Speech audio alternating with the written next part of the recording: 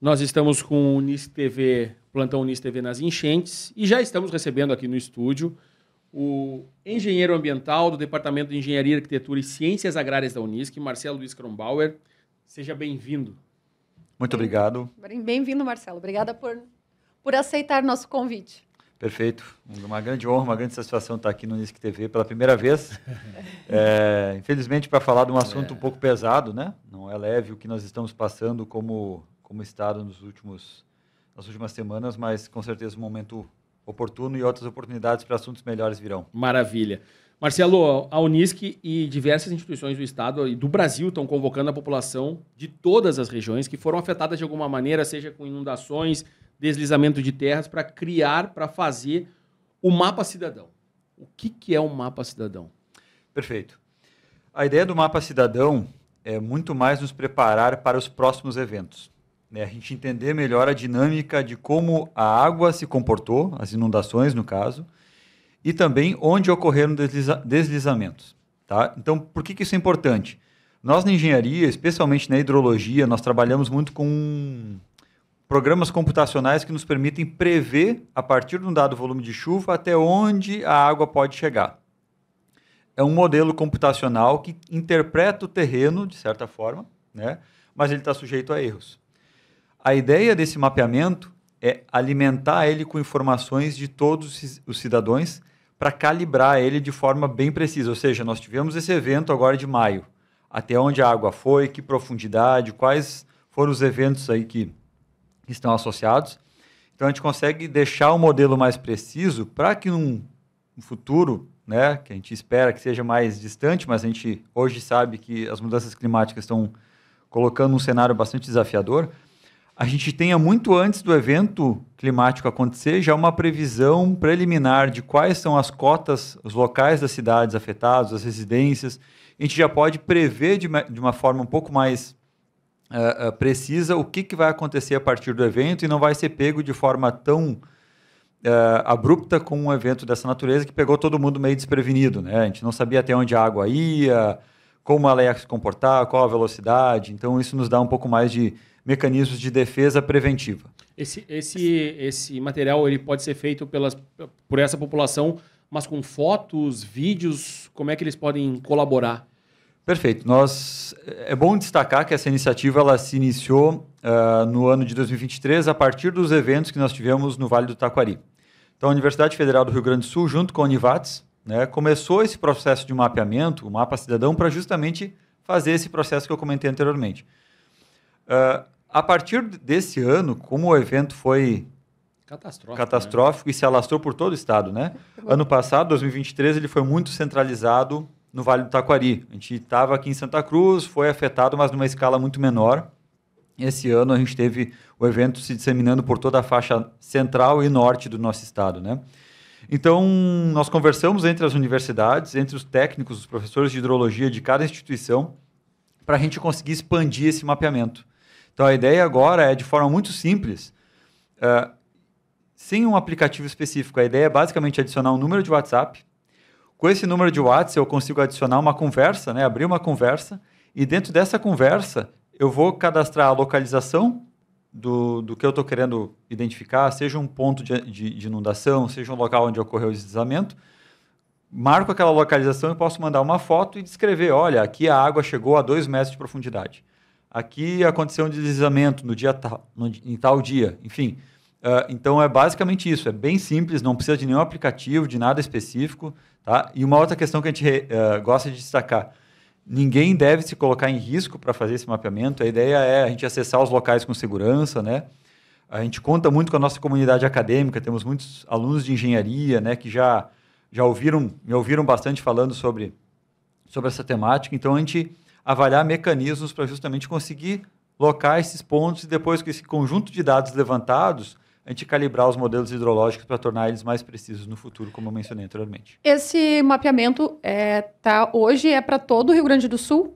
Perfeito. Qualquer lugar do Rio Grande do Sul, qualquer pessoa do Rio Grande do Sul, é um contato específico para todo o Rio Grande do Sul? Exatamente. É um número de WhatsApp para todas as bacias, toda a região afetada pelas inundações. A princípio, não há restrição nenhuma em relação à região, né? Então, a gente pode expandir isso da melhor maneira possível. Uma questão muito importante, né? Normalmente, quando a gente fala dos desastres, a gente foca muito nas áreas urbanas, né? Porque são as imagens mais impactantes. Mas o meio rural é muito importante também que participe, que cadastre essas informações, porque a gente tem impactos muito significativos sobre a agricultura, sobre as populações rurais, né? Então, esse cadastro ele é generalizado. Toda e qualquer pessoa pode participar. A ideia é que esses cadastros eles depois retornem de volta para a população, para as comunidades, né? Então, não é um mapa que vai ficar preso dentro das universidades. Muito pelo contrário. A ideia é divulgar e difundir as informações que estão ali disponibilizadas. E qual é o número? Nós temos ele aqui, é 55 51 3308 7976. Eu vou pedir para que se tu puder repetir, ver se o pessoal consegue colocar na tela, senão daqui a pouco a gente coloca de novo essa informação. 55 51 3308 7976. É um registro realmente, né, do local, enfim. É bem simples. E esse mapa, a população tem acesso, ela consegue visualizar esse mapa? De que forma ela consegue ver?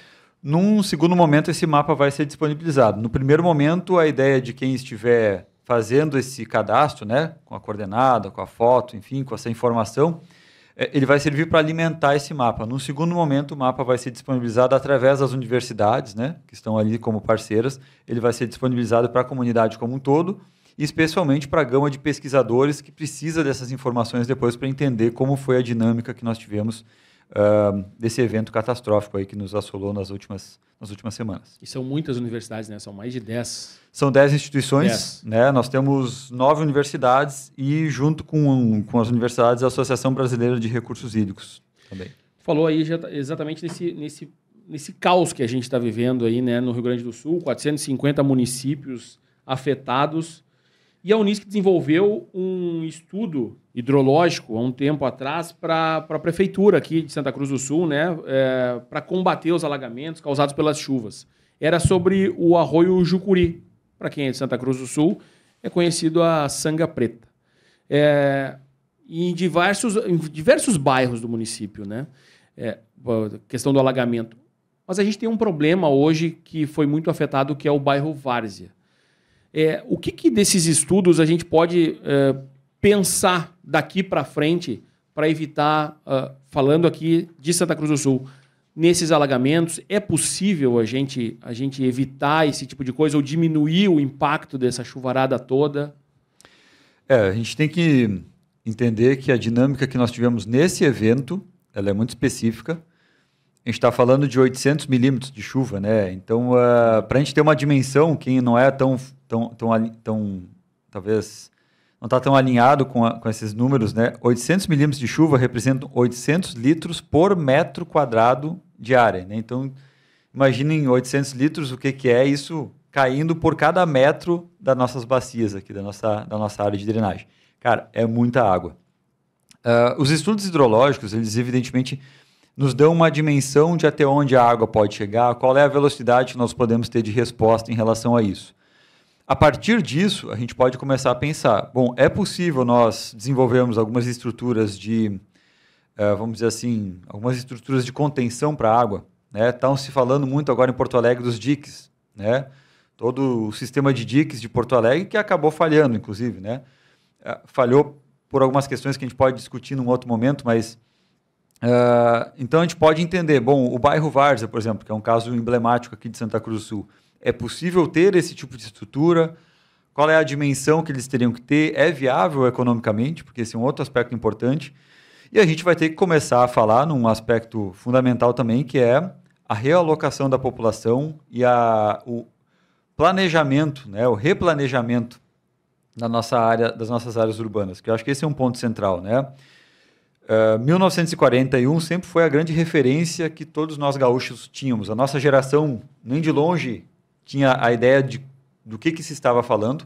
Eu me lembro quando eu era aluno de engenharia, os professores falando, 1941, os próprios professores tinham dúvidas sobre isso. Mas será que choveu mesmo tudo isso? Será que o rio chegou a tal ponto? Existiam algumas dúvidas em relação a qual havia sido o real impacto de 1941. E me parece que 1941 virou uma foto em preto e branco, esquecida, né? nos livros antigos de história, nos livros de engenharia, aqueles livros empoeirados, olha, aconteceu, né? Fazem 83 anos, não se sabe quando é que vai acontecer novamente. E a gente está vendo em 6 meses 3 eventos da dimensão de 1941. Então, isso é muito importante a gente destacar. Então, o que eu quero dizer com isso? A gente esqueceu até onde a água tinha ido. Agora, a gente lembrou forçadamente, a gente foi obrigado a lembrar, ok, a água pode chegar até aqui. Tanto que muitas pessoas foram pegas completamente de surpresa. Olha, as enchentes afetavam o bairro Várzea, mas nunca tinha chegado na minha casa, na minha residência, ou com essa altura. A gente ouve bastante, né? A gente vai para lá e hoje mesmo eu entrevistei uma pessoa, não, a água nunca chegou no pátio, mas nunca chegou até aqui. Nunca entrou dentro de casa e agora entrou metro a mais. Exatamente. Então, esse que é o grande ponto agora. Existem alguns mecanismos que a gente pode pensar para diminuir a intensidade disso no local. Até podem existir, mas são mais complexos. Mas a gente vai ter que entender que a população desses lugares vai ter que aprender a conviver ou ser deslocada desses pontos. Porque a gente entende que esse tipo de evento que antes aconteceu em 1941 e demorou 83 anos, a gente está vendo em 6 meses 3 acontecerem. E vários modelos climáticos indicavam já há muitos anos que há uma tendência de 15% até 60% mais de chuva na nossa região. O Rio Grande do Sul tende a ser um dos locais mais afetados pelas mudanças climáticas. Então, isso não é pouca coisa, né? Então, a gente vai ter que entender que, os locais que nós ocupávamos, eles não vão mais ser passíveis de ocupação no modelo como nós estamos ocupando, ou vão ter que ser, de fato, entregues de volta aos cursos da água, né? E serem pensados como sistemas de amortecimento. A questão é também... todo mundo está abalado com isso. Né?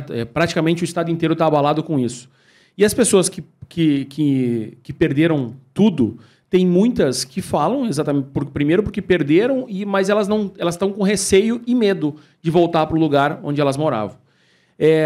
Mas a ciência, os estudos que já existem, e já existiam esses estudos prevendo essa questão dos locais que poderiam ficar alagados, isso passa a ser fundamental a partir de agora. É preciso que as políticas públicas, enfim, o pessoal que vai construir saiba o local aonde está construindo para que não seja surpreendido a partir de agora, porque a tendência é que a gente tenha novos episódios logo aqui na frente. E de uma maneira bem forçada, né, como vem acontecendo agora, acreditar na ciência, porque... vinha se falando, né, dessas possibilidades. Perfeito. Eu acho que agora é um momento mais do que oportuno para que a gente possa voltar a discutir todos esses aspectos. O que aconteceu em termos de gravidade, e aí a gente está falando especialmente do mais grave, que são as vidas perdidas, né? Isso com certeza poderia ter sido evitado ou bastante mitigado se nós tivéssemos um histórico que valorizasse mais as questões ambientais. E quando a gente fala da questão de meio ambiente, às vezes eu como engenheiro ambiental, as pessoas olham assim, mas tu está querendo proteger a árvore, animal, né? O que tu está querendo proteger? A tua preocupação é só essa. Porque a gente era muitas vezes visto, inclusive, como uma barreira para o desenvolvimento econômico, né? O cara está querendo proteger isso ali, em vez de eu instalar uma empresa, em vez de eu instalar um loteamento ali, né?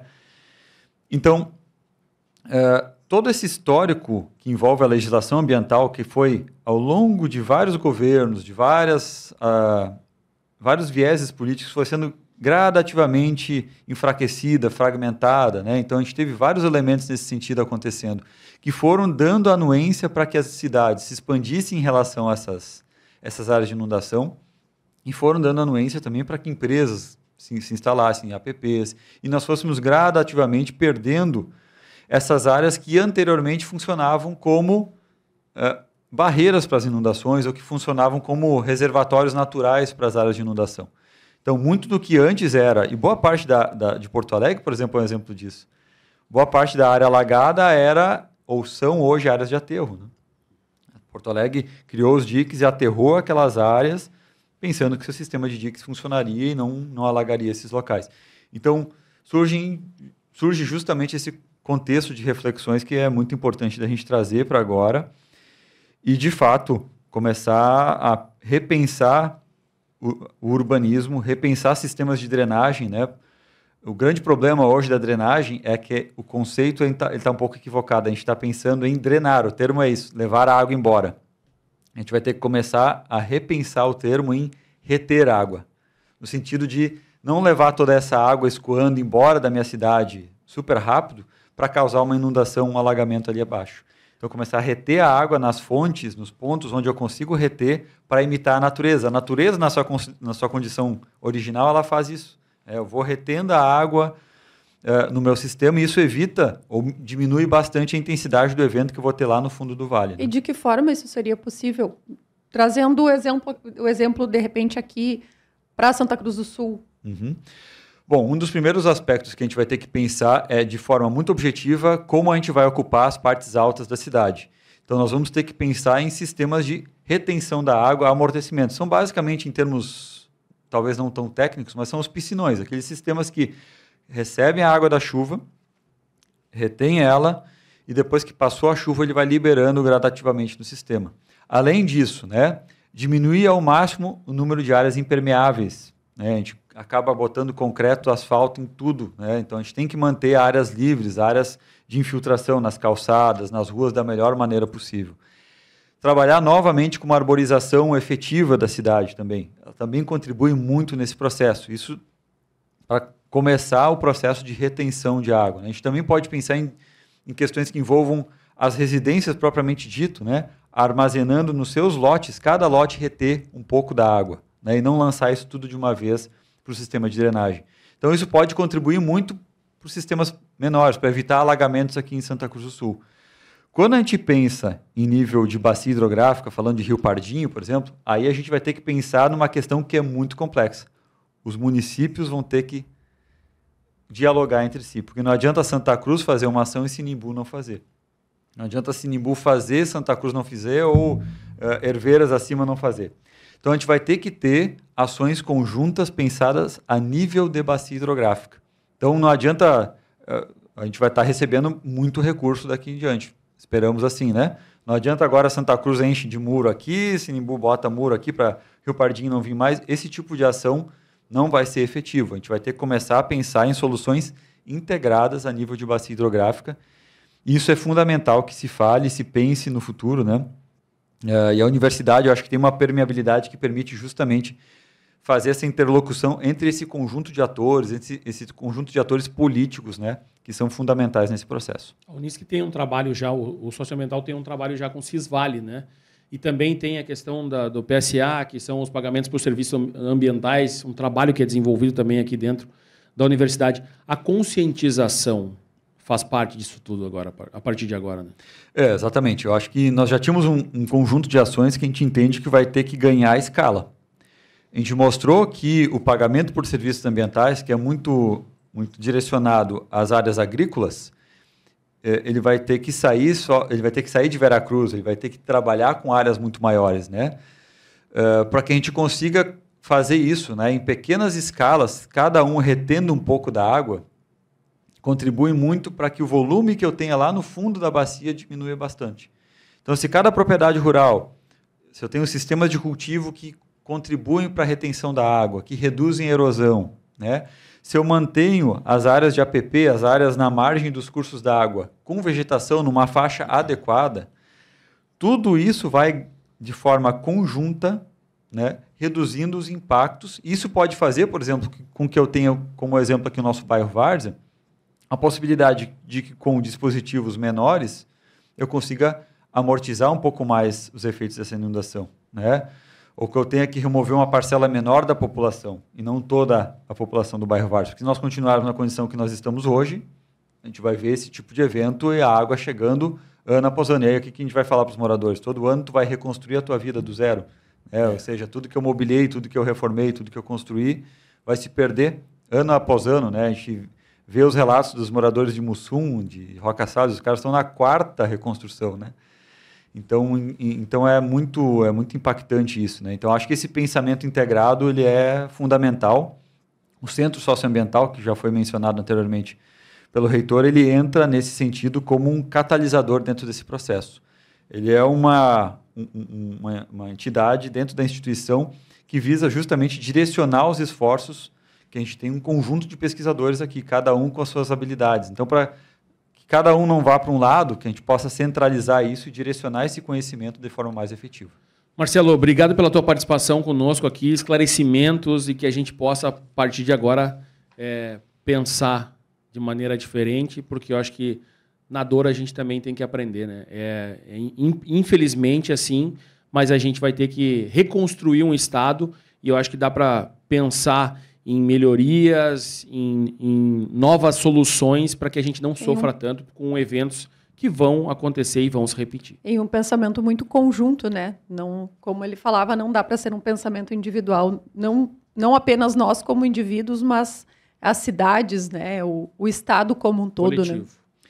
Eu acho que o mais importante disso tudo é destacar que em todos os locais em que ocorreram eventos dessa magnitude no mundo, esses eventos foram grandes catalisadores de mudanças. Então, quando se aprendeu as lições e se entendeu que a dinâmica tinha que mudar, de fato, esse tipo de evento deu as condições para que essas mudanças que antes poderiam demorar anos acontecessem na escala de semanas, né?